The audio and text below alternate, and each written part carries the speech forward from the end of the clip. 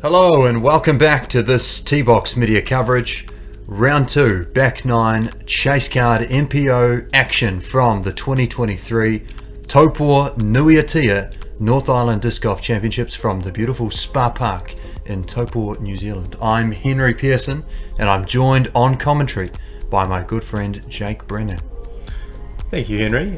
So, as from round 1, the sun is out and we've got a couple of big guns out on the course today. Not so much this guy right here. He is not been playing too well in the front 9. Jake with a great first round, 996 rated, 4 down in the first round. He's struggling a little bit on the front 9 but can always make up ground on the back. He's joined by Dakiv, a Canadian, New Zealand native of both and a very good disc golfer in his own right, has been playing the game for quite some time and brings a lot of experience to this weekend in Taupo. Yeah, look at him, that slow motion putt. Here he goes and just launched. Speaking of big guns, here we go. Levi Stout, highest rated New Zealand player, coming off the front 9, shooting even. So once again, he's still looking to find his feet and really ignite in this tournament. He hasn't lit things up like he would want to. But yeah, he could change it at any moment, Henry. A great player in Levi, a very young and talented player, and rounding out our card, another young talent, Jay Watkinson from Team Winnow. Jay, the 2022 national champion and a multiple time winner on the New Zealand tour.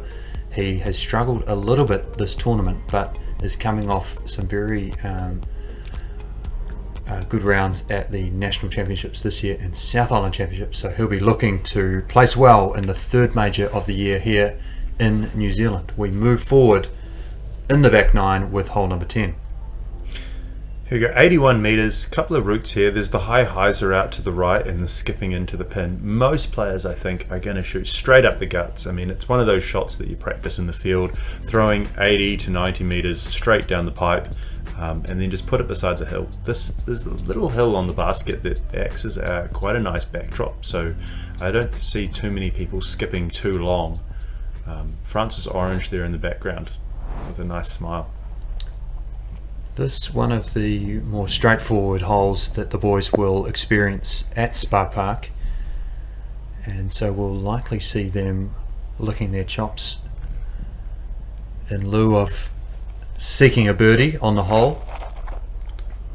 How did the hole play, Henry? I mean, I consider this one of the easiest holes. Did it play as one of the easiest holes on the course? It's pretty close. This hole played as equal first easiest on the round, tied with 2 other holes. 0.45 strokes under par, so we should hopefully see our lead card capture a couple of birdies on the hole. Look good out of Mark's hand, but that's going to leave a little bit to desire. He'll be right up there with Jay. Probably the only danger really on this hole, or mistake rather, is to throw it a little too low and pull up short to leave yourself an outside circle look for birdie. This is a very alternative line from Levi. Yeah, and that can happen, I think, up there, getting caught up in the trees. Jake, I suspect you're throwing a buzz, and it sneaks through into a great position there inside the circle. Levi forced to lay up. Jay's pretty much got a free bit at this. No real danger of going too long, but quite a long putt to make outside the circle. And it's on. And a beauty. So with birdies on 9 and 10, Jay is starting to kick into high gear and to make a comeback here at the North Island Championships. Mark with a similar length putt for his birdie chance. Wow, following suit, he was not going to be big putted by Jay. That had a lot of height on that putt, didn't it? It was up. Or uphill, and at a distance of 13 or 14 metres. That needed a good bit of oomph to get to the basket, and Mark put in just the right amount of touch to get there. So on this putt, I was super tired because I had left my mini marker on the previous hole. So as the players were putting, I ran back, which was about a 100-meter sprint, and then placed my marker down and then hit my putt. T-Box Media replay of those majestic putts from Jay and Mark. What an effort from outside the circle from them both to secure the birdie too. Perhaps made it a little harder than they could have, Jake, on this reasonably straightforward 10th hole. Nevertheless, a birdie still. Absolutely. It's all down on the scorecard as a 2. So we move on to hole 11, par 3, 121 metres. Plays probably closer to 130 of power, just as it's slightly uphill. And you can't really flex it. What you want to do is you want to push out to the right-hand side and then hyzer in. Down the cliff there is gorse and blackberry and OB, and you don't want to be down there. You want to be up on the green inside here and putting for your birdie. Jay, I think, is going to lean on his Halo Destroyer, which he's leant on a few times before.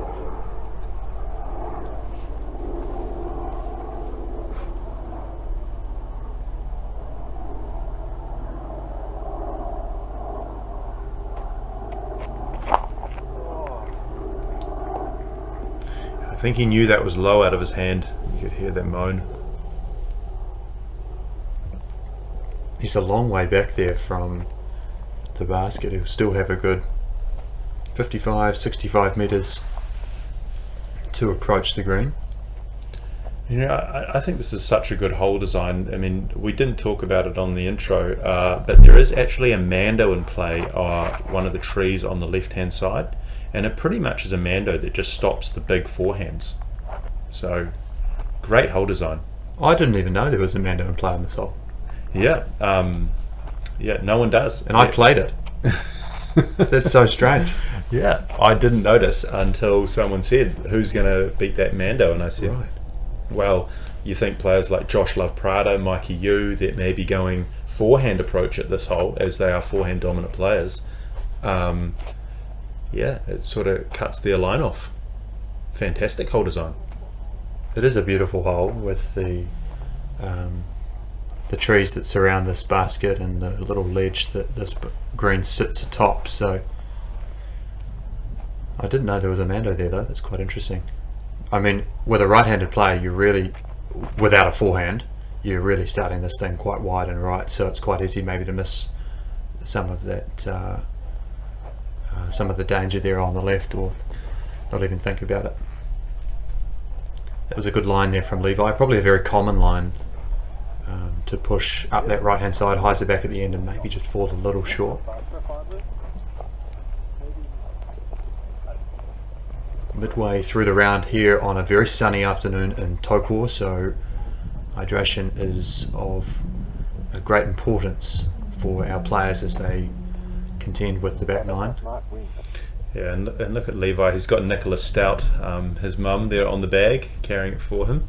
It's good to see, keeping it in the family. Nicola, a very good player in her own right. She has had a lengthy string of wins in her respective division for some time here in New Zealand.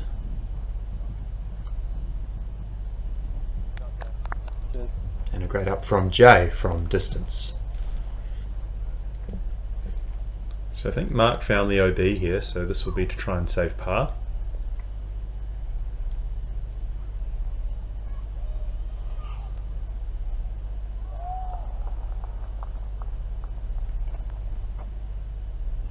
He tries to float it up.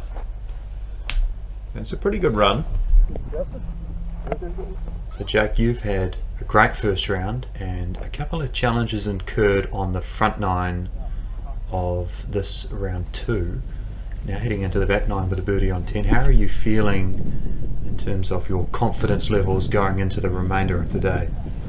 Well, my putt didn't feel too good, so confidence wasn't super high, and I really wanted that one to sit. I mean, I kind of wanted to start the back nine off birdie, but it just didn't happen. But I knew scores were fairly close. Like, no one was really shooting hot and running away with it. Well, not on our card anyway. So anything can still happen. Good to know that you get no wind protection from that hill at all.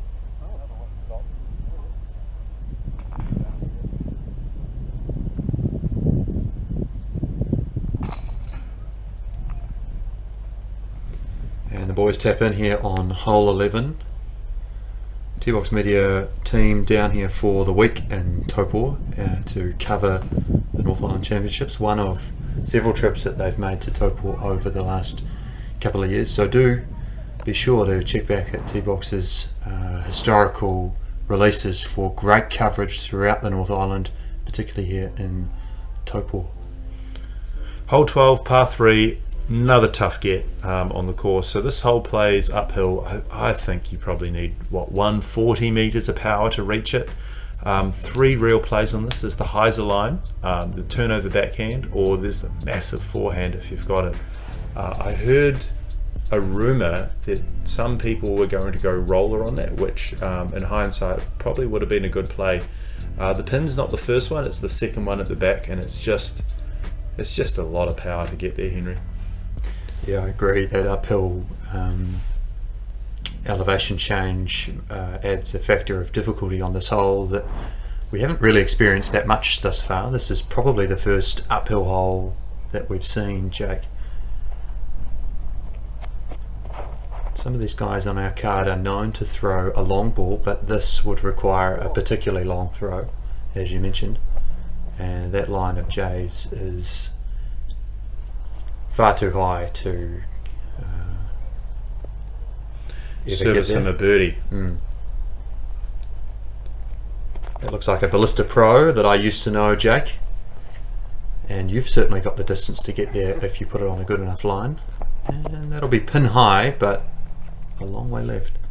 Yeah, I just didn't get onto that one. Probably, for me that's a 1 in 10 get, I think. So very unlikely getting it on the day.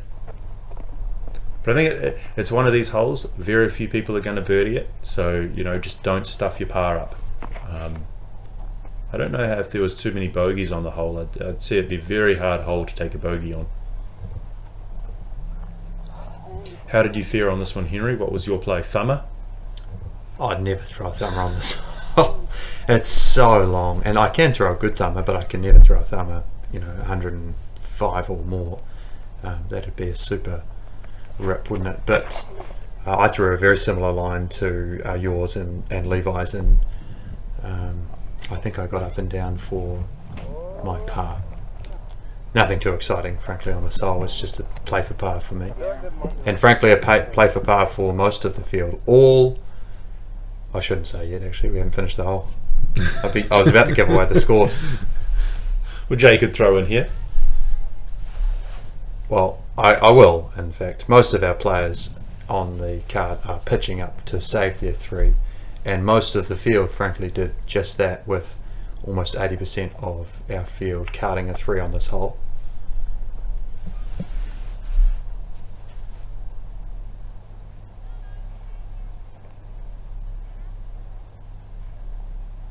Very tidy approaches from the lot.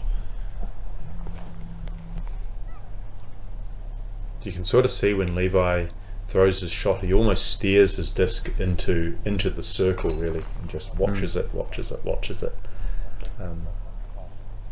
Yeah. Henry, what were the hole stats on this one? Just one birdie accounted for on this hole all day, and that was Jackson Sullivan, who has always been known to throw a long ball around any course. He may have opted for a roller on this hole. I think I heard someone say he went roller and he was inside the circle for his putt. Very good shot. Rightio, hole number 13 is an island hole. It's a par 3 at 98 metres. The basket is raised and sits in the centre of a roughly 15 metre radius island. Players who don't make the island will proceed to a drop zone to the right of screen now, and will be faced with roughly a 10 metre putt to that elevated basket with a downhill section of the green behind it. So are forced to have a real challenge on their hands as to whether they go for that putt or lay up and take a 4. Getting in the island is the first port of call for our group. Islands are scary holes, aren't they? Isn't there just something about an island hole that when you step up to it, there's just that little bit of added pressure that this is one that I just cannot stuff up in terms of making the island. Indeed. That's a great shot from Jay. That'd be his XXL Inferno Firebird, a collaborative release from Innova and Disc Golf United in the States. It's a sister disc to the Warpick. What have you got here, Jay? This is my Jeremy Coling Thunderbird. And that's looked like it leaking a little bit left, but it pulls up just in time and you're safe in the island. I think that ups my island make percentage in tournaments to about 10%. It's the wrong side of the statistic there. Levi making a bit of a correction and going a bit wider here. Still on hyzer. I mean, I think it's just a hyzer play, right? A hyzer uphill, 91 meters, or 98 meters, sorry. Most players should have this shot in the bag. I really like that choice from Levi. He picked a slower disc than you and Jay, and a straighter disc. It might have been a buzz or a kotuku. It was a kotuku, yeah. Put it out there on a little bit of hyzer out of the hand, let it sit up and ride forward. And when by the time it got to the green, it's travelling at a slower speed than a fairway would. So, a very smart play, I think. Well, he's played a bit of disc golf before, I think, so yeah. All of our players making the island, which is a great sign of success.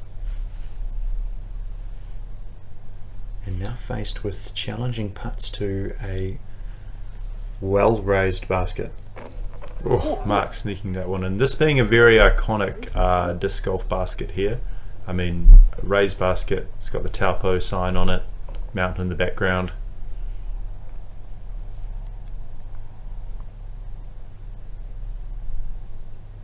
And you really do need to climb those stairs to get into the basket. It's quite up there.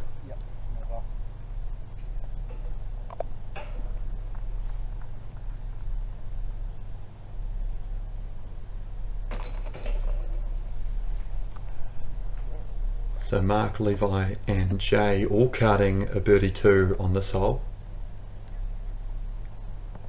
This is where I think maybe if I was like just a wee bit taller. Height issues. That looked so scary.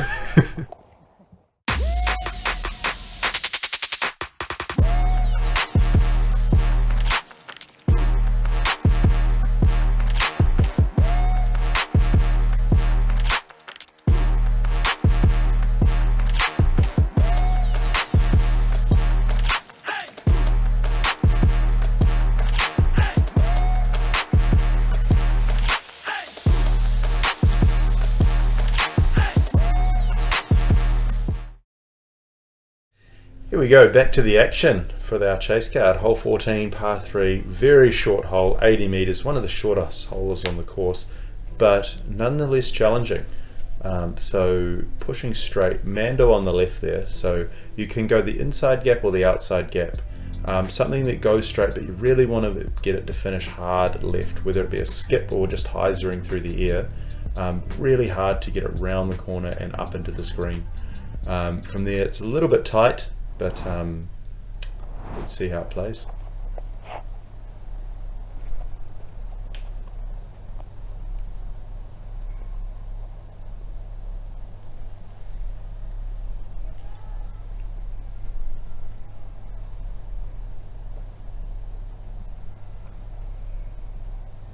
Jay will be throwing a zone,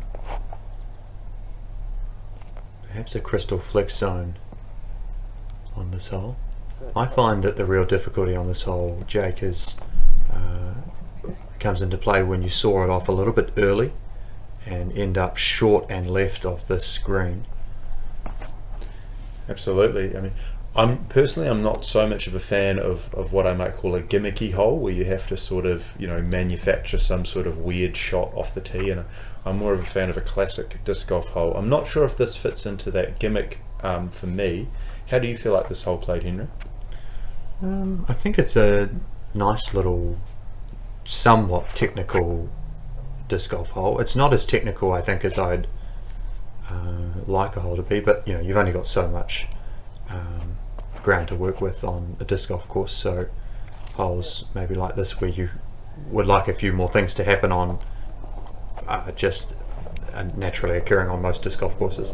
I think it's a good hole for the space that's available in that corner of the park, so I like the basket placement, and I think it can lead to challenging putts like the one that you're about to have, where you're sort of tucked under a funny little bush or branch. Absolutely, yeah, totally agree. Breaks the course up, so it's not just all hyzer plays, and saying that it is a hyzer off the tee, isn't it? But a different type of hyzer. There's some obstacles in the way. There's a Mando to contend with. It's much shorter than a lot of the holes we've incurred recently, and you've got quite a tight guarded green, so it does make for some variety.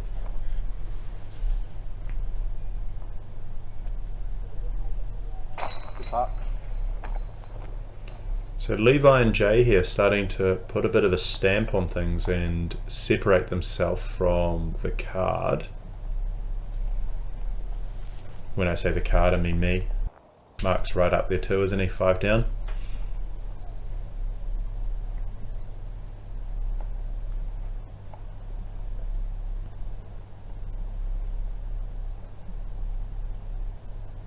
So this is an interesting spot. He's only 3 or 4 meters away from the basket, but clearly has to adopt quite an unusual stance in order to have a proper look at it. Part of the reason why this hole is fun, Jack, I think. Absolutely. I think well, you don't practice those shots, do you? The ones where you're leaning out 1 foot from the tree and 1 foot's balancing on the edge of a root or something. Yeah, I sort of had to move the jungle here first. It's this log. It's right under my desk.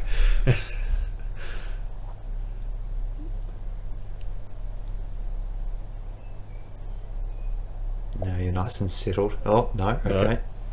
I just moved some more forest out the way. I think that's all legal. Dead and unattached, is that the rule? I can't recall exactly. Nice putt, nevertheless. If you cut it off, it's unattached. So anyway.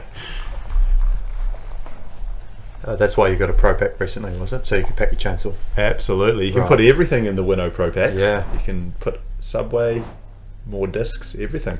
Hacksaws. Hole number 15. We're at the tail end of the course now. This is a par 4, 161 metres. This hole shapes as a double dog leg to the right. The first corner is roughly 70 metres off the tee. Players will throw either a very strong forehand that is looking to skip far and around this corner, or a turnover backhand into the landing zone just to the bottom left of the screen. Then they will encounter a second dogleg to a reasonably guarded green. Players can quite easily saw one off early into the woods on either of the doglegs, or pitch one long past the basket into the woods. So 2 placement shots required. Jay kicking it off with a Kahu XG. It's going to require a bit more turn, I think, than he's got out of the hand. It's deceptive, isn't it? I mean... Oh my goodness, I think that's gone, that guy. How far right the disc needs to go is... It's deceptive from the tee. I mean, I think it's very hard to overturn the disc on this one. Well, the basket is almost a right-hand angle, really, from the first corner of that dogleg. So that's the line. 90 degrees. See, that's a great spot there, I think. Even that, I mean, Levi could have got onto that a little bit more even, and just kept it going, but... Did you consider forehand off this one? I threw a backhand turnover, but probably not as much turn as I'd like. I ended up in a position that was kind of in the same line as Jay's, but maybe a little bit nervous to really rip on it and pull over that backhand as much as I should have. Absolutely. I mean the error is turning it over too much and ending in the woods on the right. I mean, that's... You got a Kahu XG as well? Yeah, it's a Kahu XG, and it looks like a good shape. Oh, coming out a bit at the end.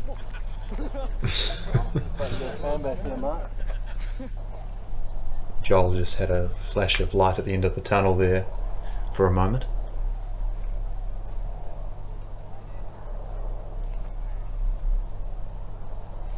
So Jay's a long way back relative to some of the other boys in the group. This is a good 85 metres away from the basket. And it looks like it's on a good line, maybe leaking a little bit right. Oh, and getting a good kick there. I think it just kicked it maybe a metre in towards the basket. Kick the other way could have been a bit of trouble.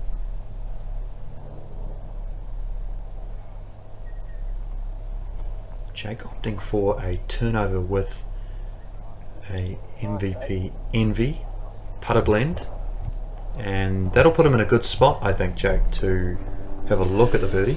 That's 3 metres away. I mean, I do back myself to hit that putt 4 out of 5 times. That's a high percentage make, Jake. And I'm dangerous from inside 5 metres. Thank goodness for that. And that's a marvellous little shot. Was that a forehand there from Mark? That was I think it was, yeah. Bit of touch there from the right-hand side of the fairway. Jay with a bit of work to do.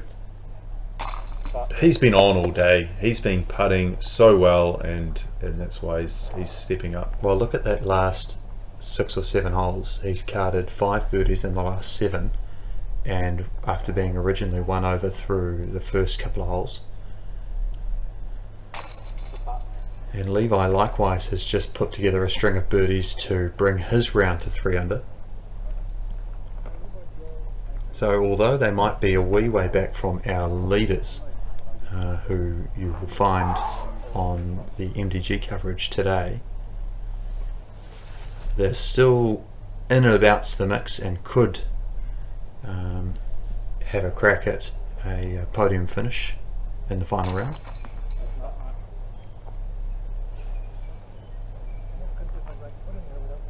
And with this putt, Jake, that would make this hole the very first star frame I think we've seen at the Taupo-nui-a-Tia North Island Championships this year.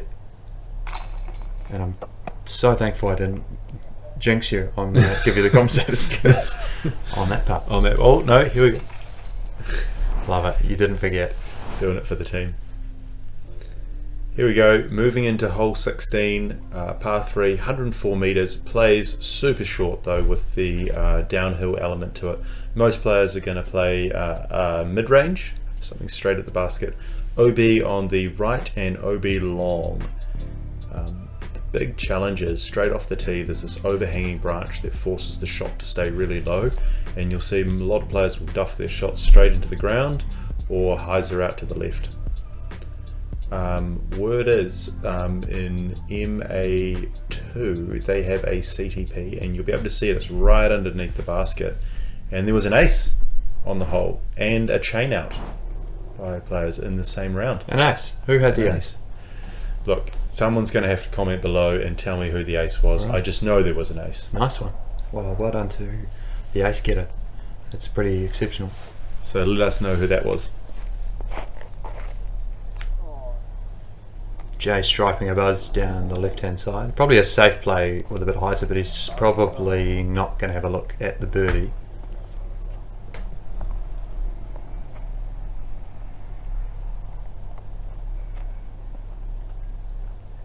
So this is an interesting stretch of holes here. We go from 15, which played as one of the easiest on the day at 0.45 under par, to 16, which played as one of the more challenging at 0.1 over par. 16 was a more challenging hole, really. That's super interesting with holes 3 and 4 coming into the mix. You'd think they would be far more challenging for the field. Well, holes 3 and 4 certainly played as the hardest on the course, but I was just suggesting that this hole, hole 16, is a stark contrast to the hole that we just played, hole 15, in that it is a good 0.4 difference, or 0.5 difference in terms of its over under par standing. Jake following the lead of Jay with a buzz in hand. In a very similar line, Jake, but you'll have a look.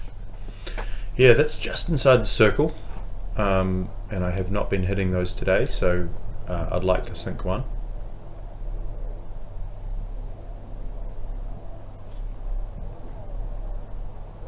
Oh, Jay. Sit down. And that is a horrible roll for Jay. He'll be just outside the circle long.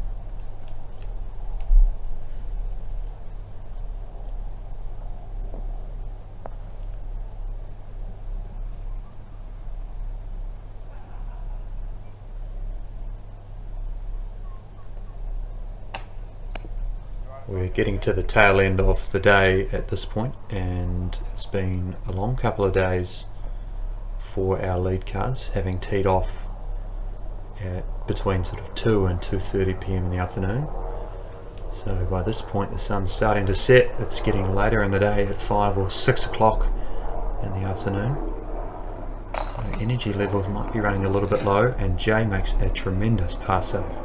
Not for Jay. I mean, that was an amazing comebacker, really, to sort of keep him in the mix, keep him up there with Mark and Levi, and well done. Just as you were alluding to, Henry, this point in the day, I mean, concentration starts to wane a little bit, and some of the shots that you sort of take for granted, they don't sort of come off, and some decisions you look back and you're like, oh, why did I do that? And ironically, it all tends to come back to you after a good meal, after the round. Once you fuel up again, you come to your senses. Some hydration, and yeah. Hole 17 is a new addition to the layout here at Spa Park. The first time we've seen it on coverage. It's a short par 3, plays uphill and to the right with a multi-tiered barren green.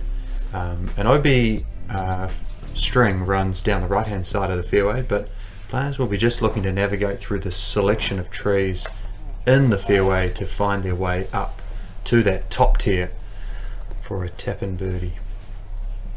Yeah, I think if you get through here, you consider yourself a little bit lucky. It's a tight gap. That's a little bit inside, and he's paid the price by finding that tree. Levi's throwing that blue RPM Tui that he has done so for most of the round. And he puts it right by the pin. Mark going Tui as well.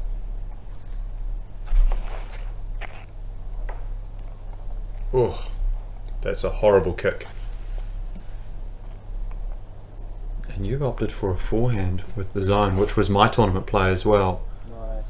Very tidy. Oh, and an unlucky roll. But you'll still have a good look from down the bottom of the hill. Hey, it's through. I mean, that's a win in my books. Mark having to manufacture some sort of shot here. I don't know what this is. A lean out forehand of something.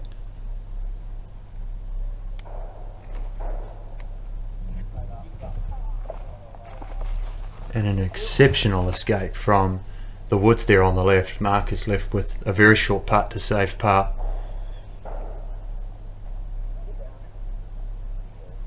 Another good little upshot from Jay. So our card is at this stage likely to come through this hole clean.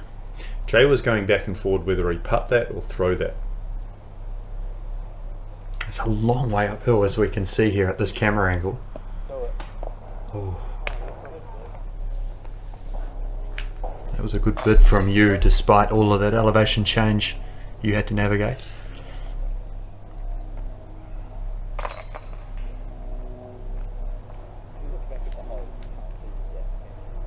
So Levi, Mark and Jay all tied up at 6 under par. That places them in sort of a tie for 4th at this stage in the proceedings as we move forward into the final hole of the day. Hole 18, par 4, pretty short at 147 metres, but no less technical.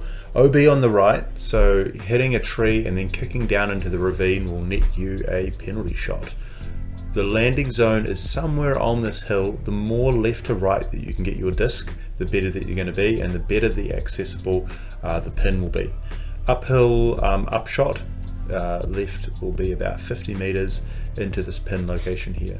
In previous years, this pin was guarded by some trees, but you can sort of see the piles of sawdust that are located around this pin. I think this hole plays a little bit easier in years past, Henry. Yeah, this year it's definitely playing much easier than it has done in previous editions of this tournament, just because of the culling of trees in the fairway and green. Makes for a few more lines and certainly some wider hallways on this hole.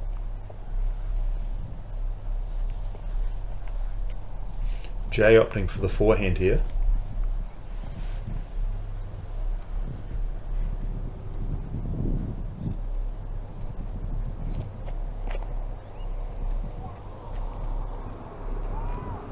And that looks good. That's the perfect landing zone.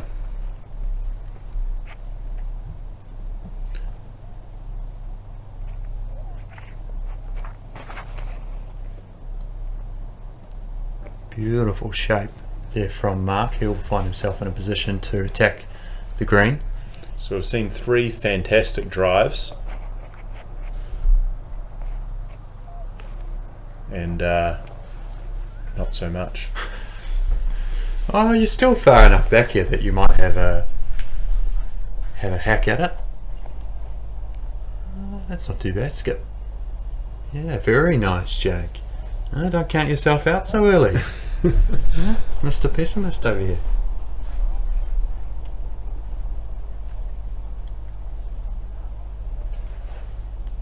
So a big thank you must be had for our very good friends at the Taupo Disc Golf Club, Steve Lawson, Ken Harris and Tournament Director Haydn Shaw, for putting the event on. One of the premier events, frankly, in the country, right up there with the best in the business. So what a wonderful weekend, Jake, that we had at, Absolutely. In Taupo. Such a community feel to it too, with the vendors selling the food and the vendors selling discs and the beverages that were on display at the club.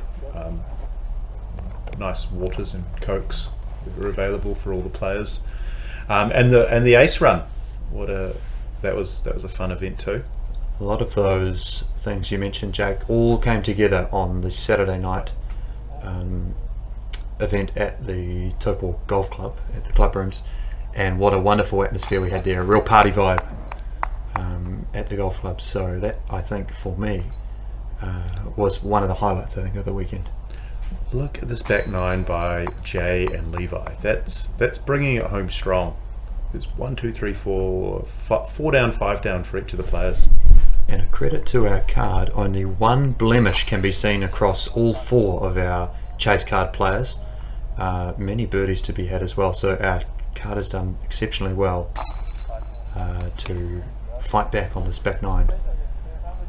And that concludes the second round at the Taupo-nui-a-Tia North Island Disc Golf Championships.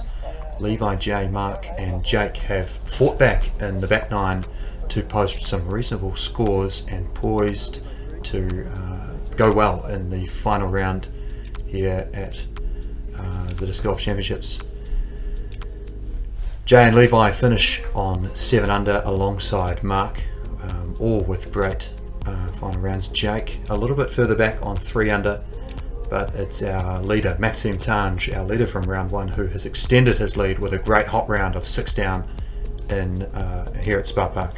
And look, Henry, I just want to say, yeah, Max did have an amazing round at 6 down, but if you look down the leaderboard at someone who's got a T8 next to their name, Henry Pearson with a 6 down as well, putting himself up onto chase card. Not a bad effort, frankly. One of my best rounds I've ever had, I think. So very chuffed. T-Box Media will be covering the lead card for the final round. Maxime, Simon, Jacko and Levi all together on the lead card tomorrow back at the golf club here for Taupo. It's been our pleasure to bring you this round 2 coverage here from Spa Park at the North Island Championships. Jake, a pleasure to be with you as always. We'll see you when we see you. Thank you, Henry.